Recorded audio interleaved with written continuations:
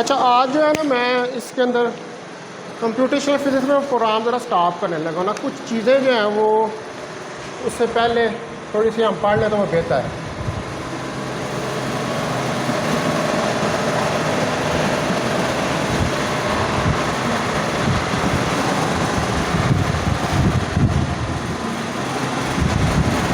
इसका 17 लेक्चर है क्या? 17 है ना?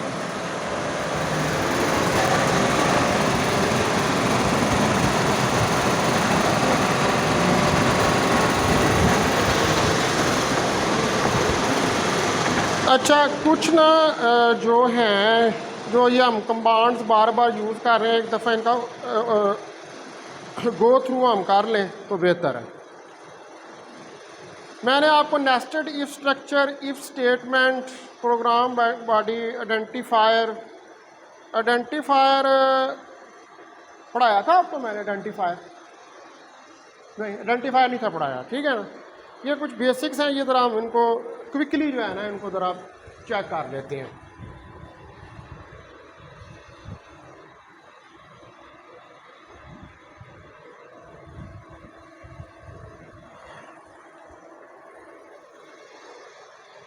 अब जो आइडेंटिफायर्स हैं ये नेम होते हैं जो कि आप यूज़ करते हैं वेरिएबल को रिप्रेजेंट करने के लिए। ये कंसिस्ट करते हैं टाइप्स ऑफ फंक्शन लेबल्स जो कि प्रोग्राम के अंदर आप आइडेंटिफायर यानी कि उसको आइडेंटिफाई करना किसी चीज़ को प्रोग्राम के अंदर। तो identifiers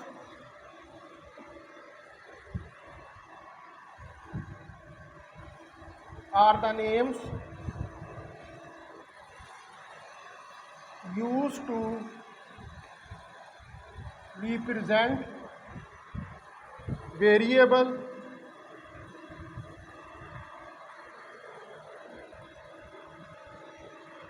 constants,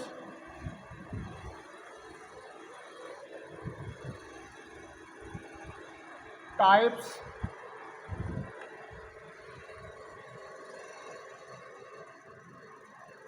functions and labels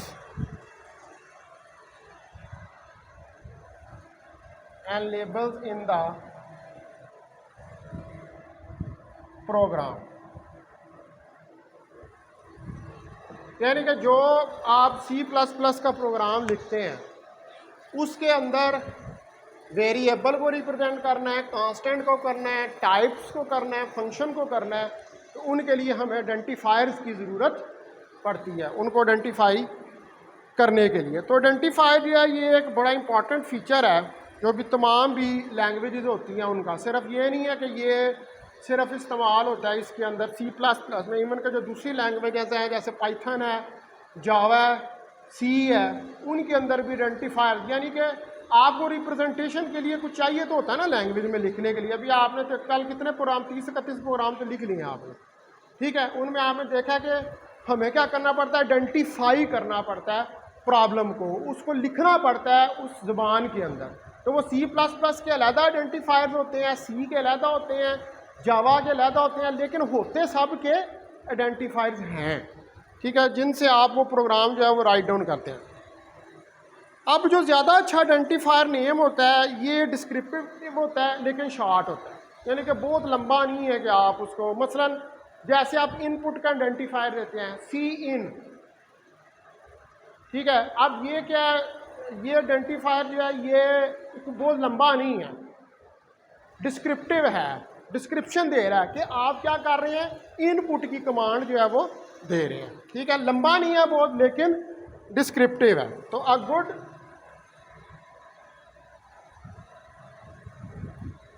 identifier name, तो एक जो गुड आइडेंटिफायर नेम है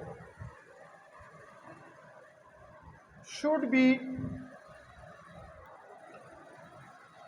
डिस्क्रिप्टिव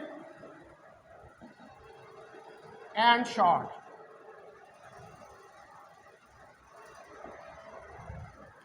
इसको डिस्क्रिप्टिव और शॉर्ट जो है वो होना चाहिए। अब जो आइडेंटिफायर सी प्लस प्लस के अंदर है, ये मे कंसिस्ट ऑफ 31 करैक्टर्स, यानी कि सी प्लस प्लस के अंदर जो आइडेंटिफायर यूज होते हैं उनके कितने करैक्टर्स हैं? 31 के करीब उनके करैक्टर्स हैं। तो an identifier used in C plus plus consists of 31 characters. तो जो सी प्लस प्लस के अंदर है ये तकरीबन 31 करैक्टर्स जो हैं उन पे मुश्तमिल होता है। अब अगर आइडेंटिफायर का नाम जो है वो 31 करैक्टर से लंबा हो, ठीक है, तो तब भी पहले 31 जो करैक्टर्स हैं उनको यूज़ किया जाए। मसला आपके पास कोई आइडेंटिफायर आ जाता है कि जिसके अंदर 31 करैक्टर से भी लंबा नाम है, तो ये सी प्लस प्लस में लिमिट है कि उसने 31 तक ही करैक्टर्स को रीड करना है। 31 से आगे वो करैक्टर्स को रीड नहीं करेगा, तो तब भी आपने फिर 31 करैक्टर्स का ही जो नेम है वो देना, चाहे उससे लंबा भी हो, आप उधर तक ला के उसको रोक देंगे। अच्छा, अब जो रिमेनिंग करैक्टर्स हैं उनको जो सी प्लस प्लस का कंपाइलर है, आप क्या करते हैं कि प्रोग्राम को रन करने से पहले उसको कंपाइल करते हैं। सी प्लस प्लस का एक कंपाइलर होता है, वो कंपाइलर क्या होता है कि वो जो उससे 31 से ज़्यादा वाले करैक्टर्स होते हैं उनको इग्नोर कर दें, उनको वो रीड करता ही नहीं, क्योंकि उसके अंदर फीड ही है, उसके अंदर फीड ही कितने हैं आइडेंटिफायर के 31 करैक्टर्स हैं, इससे ज़्यादा उसके अंदर फीड है ही नहीं है। तो लिहाजा वो बाकी जितने करैक्टर्स होंगे उनको क्या करेगा? इग्नोर। आप बेशक लिख दें वो नहीं रीड करेगा, वो एरर देना शुरू कर देगा।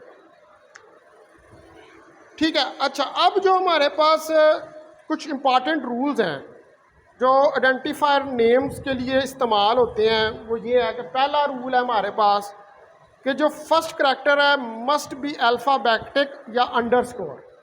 पहला करैक्टर जो है या तो वो अल्फ़ाबेटिक हो यानी कि बड़ा लफ्ज़ लिखे, या अंडरस्कोर की लाइन हो। The first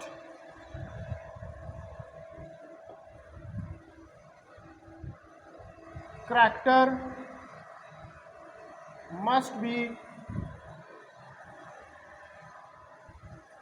alphabetic।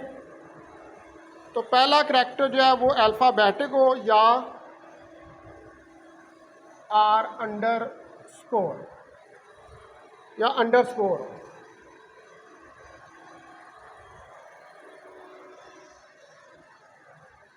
ठीक है। दूसरा रूल है कि identifier name must consist of only alphabetic characters, digits और अंडरस्कोर्स। ठीक है। अब किस पे कंसिस्ट करेगा? नंबर 2, आइडेंटिफायर का नेम अल्फ़ाबेटिक एक हो गया, करैक्टर्स, डिजिट्स एंड अंडरस्कोर्स, और अंडरस्कोर्स उनके ऊपर, ये 3 चीज़ें होंगी उसके अंदर।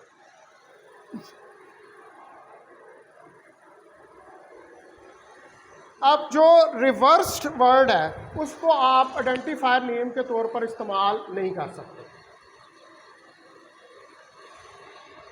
The reversed name can not be used as identifier.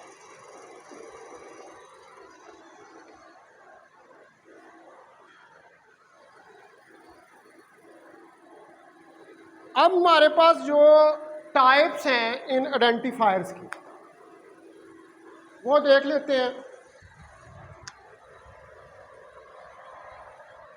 Types of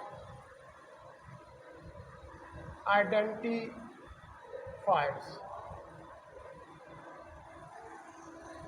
इसकी जो टाइप्स हैं आइडेंटिफायर्स की इसमें नंबर 1 पर है स्टैंडर्ड आइडेंटिफायर।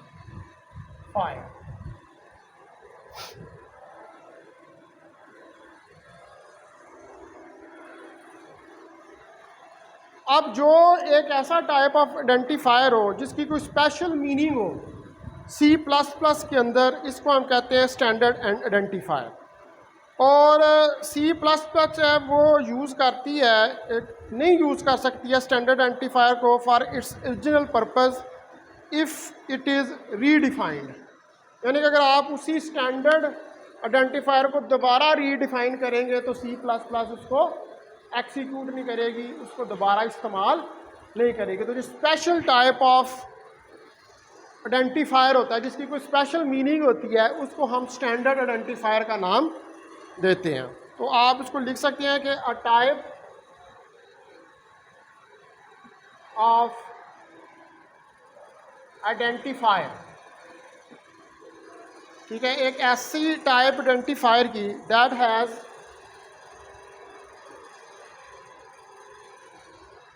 स्पेशल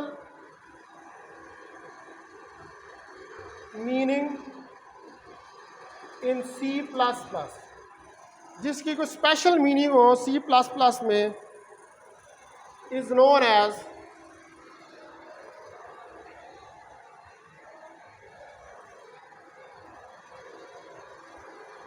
स्टैंडर्ड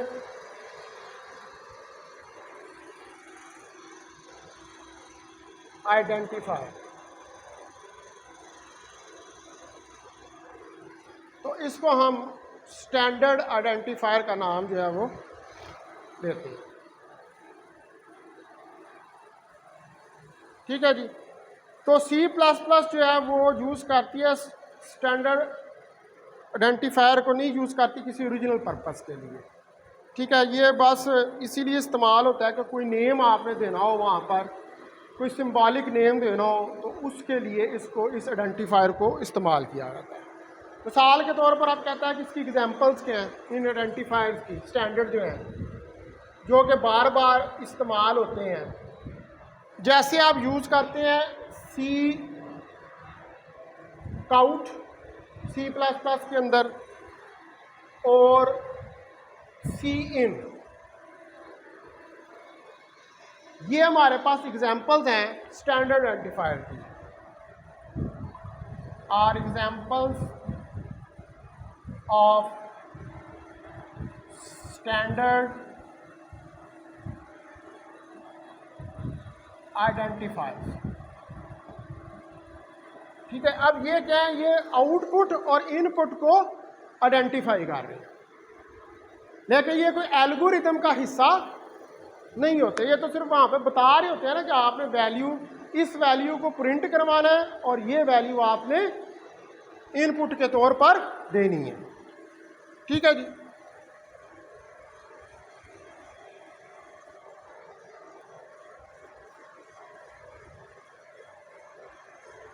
अच्छा, अब जो ये नेम ऑफ इनपुट या आउटपुट ऑब्जेक्ट्स की होती है, इसको हेडर फाइल के अंदर डिफाइन किया जाता है।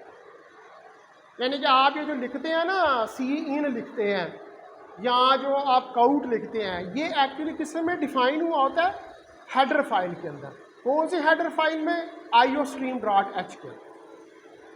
वो जो iostream.h का हेडर लगा हुआ है वो बेसिकली इन स्टैंडर्ड आइडेंटिफायर्स को डिस्क्राइब कर रहा है।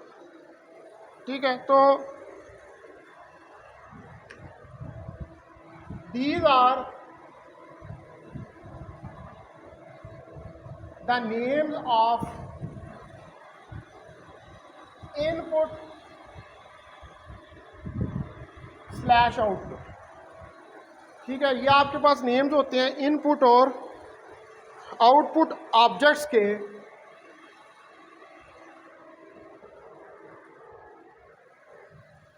Defined in standard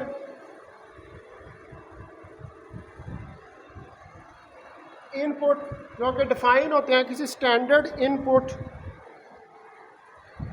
/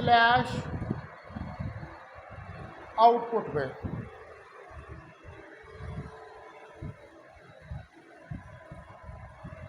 library iostream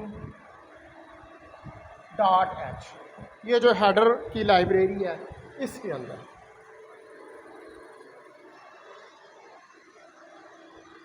ठीक है जी, इनको क्या कहते हैं आप? Standard identifiers. उसके बाद दूसरे नंबर पर आ जाते हैं इन्हीं आइडेंटिफायर्स में जिनको आप कहते हैं यूज़र डिफाइंड आइडेंटिफायर्स। अब यूज़र डिफाइन से मतलब ये है कि जो यूज़र डिफाइन कर रहा है, ये तो उसकी लाइब्रेरी में पहले से हैं। कौन सी हेडर है? हेडर क्या है? लाइब्रेरीज़ हैं। जिस तरह मैथ का हेडर लगाते हैं, कोनियो लगाते हैं, iostream लगाते हैं, ये हेडर फाइल्स क्या हैं? ये लाइब्रेरीज़ हैं। किसकी? C++ की, जिसके अंदर उसका जो फॉर्मेट है वो डिज़ाइन हुआ है। ठीक है, तो अब एक होते हैं कि जो यूज़र डिफाइन है। मसलन अब एक बंदा प्रोग्राम लिख रहा है C++ में, तो उसको भी कुछ आइडेंटिफायर्स चाहिए जो कि लाइब्रेरी में मौजूद नहीं है, तो वो खुद से डिफाइन करेगा। वो यूज़र डिफाइंड आइडेंटिफायर्स होंगे। तो नंबर 2 के ऊपर यूज़र डिफाइंड आइडेंटिफायर।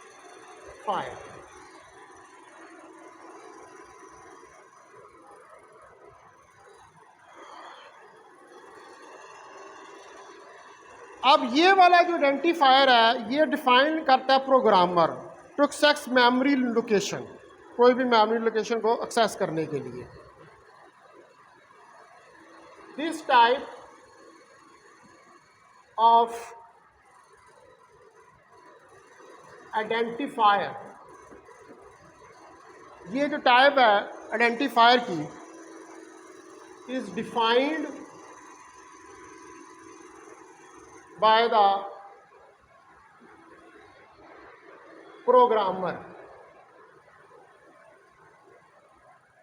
ये जो है कौन डिफाइन करता है? प्रोग्रामर इसको डिफाइन करता है to access memory location.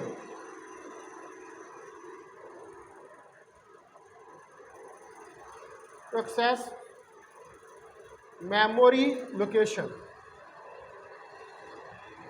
Memory location को एक्सेस करने के लिए।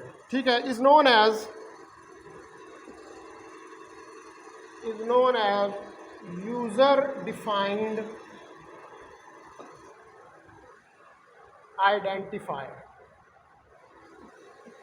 इसको हम यूजर डिफाइंड आइडेंटिफायर का नाम देते हैं। यूजर डिफाइंड आइडेंटिफायर जो होते हैं ये use to store data and program results, यानी कि डेटा और प्रोग्राम रिजल्ट्स को अगर स्टोर करना हो तो उनको स्टोर करने के लिए यूज़र डिफाइंड आइडेंटिफायर्स का इस्तेमाल किया जाता है।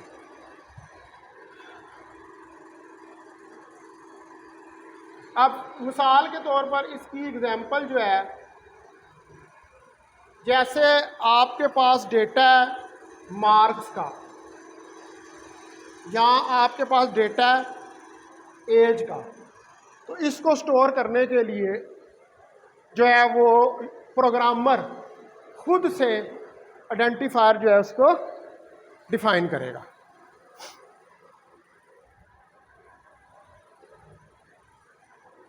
अच्छा, अब जो है हमारे पास कुछ कीवर्ड्स होते हैं जो कि C++ लैंग्वेज के अंदर आप यूज़ करते हैं, वो बार बार उसके अंदर रिपीट हो रहे होते हैं।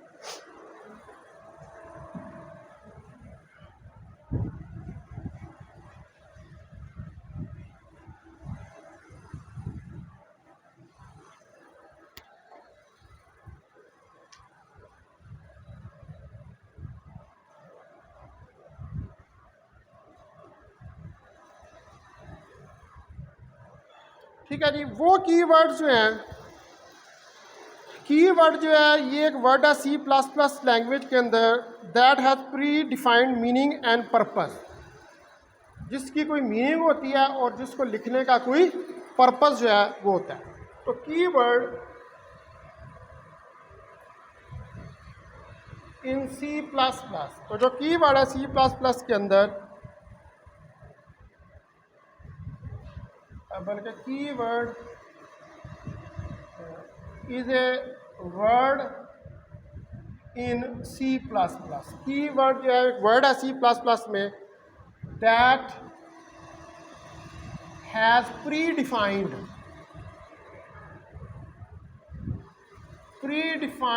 मीनिंग, जिसकी कोई प्री डिफाइंड मीनिंग है एंड पर्पस है और पर्पस है।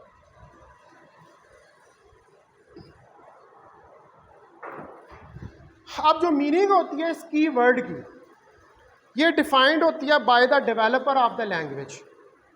अब जो जिसने लैंग्वेज बनाई है, मतलब जब बेल्स लेबॉर्ट्री के अंदर सी डिज़ाइन हुई थी तो हर लैंग्वेज को डिज़ाइन करने के लिए उसके कुछ की वर्ड्स होते हैं, उनको डिफ़ाइन किया जाता है, जो कि उसकी मेमोरी में सेव किए जाते हैं ताकि वो उनको रीड जो है वो कर सके।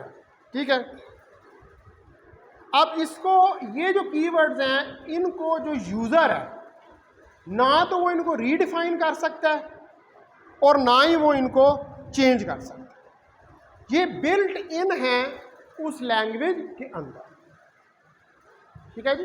इनको जो प्रोग्रामर है, प्रोग्रामर तो सिर्फ उसके मुताबिक प्रोग्राम लिखेगा और एल्गोरिदम बना सकता है अपनी मर्जी का, बाकी सारा उसको काम जो है वो किसके मुताबिक करना पड़ना है उसे, जो सी प्लस प्लस का स्ट्रक्चर है उसके मुताबिक। अब कीवर्ड जो है इनको यूज़ किया जाता है सेम पर्पस के लिए जिस पर्पस के लिए इनको डिफाइन किया जाता है। कीवर्ड जो है इनको वर्ड्स भी कहते हैं। अब यहाँ पर हमारे पास डिफरेंट टाइप्स ऑफ वर्ड्स हैं सी प्लस प्लस के अंदर, और ये जो कीवर्ड्स की तादाद है वो 63 है। 63 is the magnitude of keywords in C++।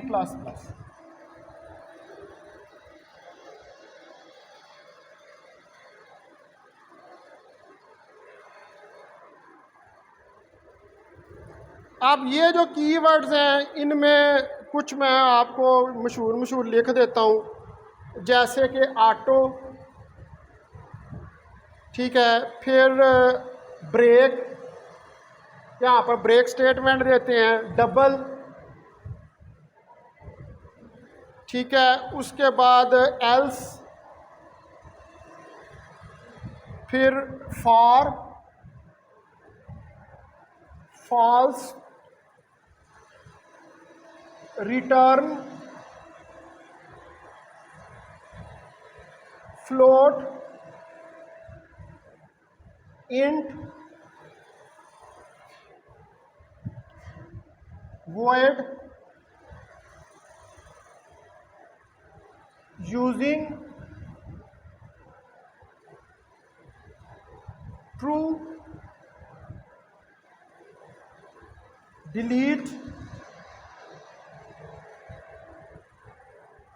go to, if, switch,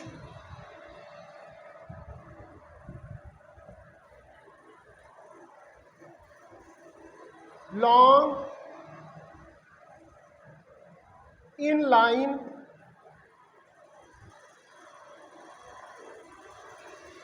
export,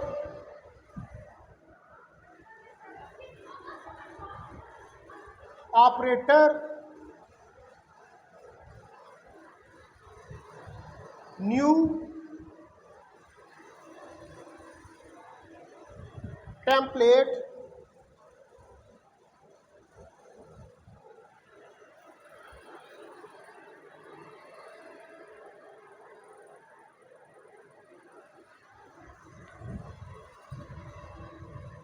public,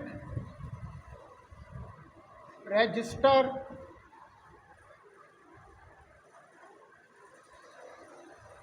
do,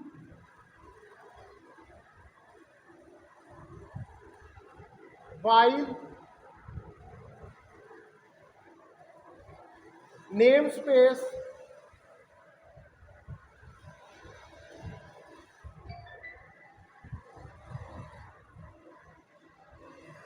default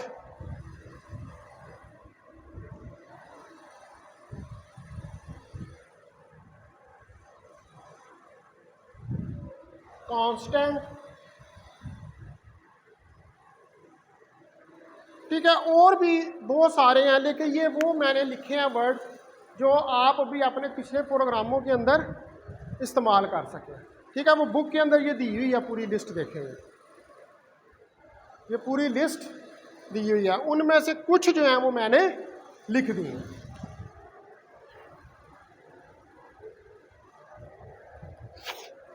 और इसमें वर्चुअल लिखा है मैंने, नहीं, वो भी लिख लें, ये भी बड़ा इंपॉर्टेंट है। वर्चुअल,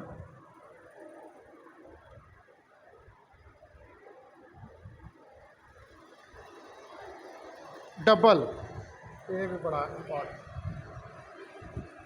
डबल ये भी यूज़ होता है।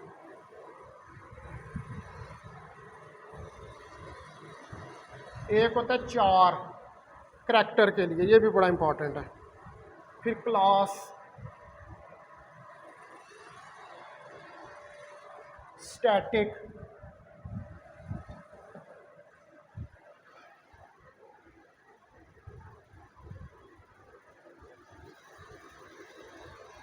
तो आप अगर देखेंगे इनमें से कई लफ्ज़ आपने यूज़ किए हैं, जैसे फ्लोट को यूज़ किया है, फाल्स को यूज़ किया है, वर्ड के यूज़ किया है, इंट को किया है, गो टू को किया है, ठीक है। ये स्विच स्टेटमेंट आपने पढ़ी है, ये सारे आपने जो है वो इस्तेमाल किए हैं वर्ड्स अभी जब आपने C++ के प्रोग्राम लिखे थे, तो बाकी के वर्ड्स भी आप यूज़ करेंगे जब आप नेक्स्ट जो है वो हम प्रोग्राम लिखेंगे, ठीक है। तो ये अब कल मैं आपको फिर नेक्स्ट टाइम बताऊंगा डेटा टाइप्स, ठीक है। ये कुछ चीज़ें ज़रा हम और स्टडी कर लेते हैं ताकि मज़ीद जो है वो इसकी C++ की अंडरस्टैंडिंग डेवलप हो जाए।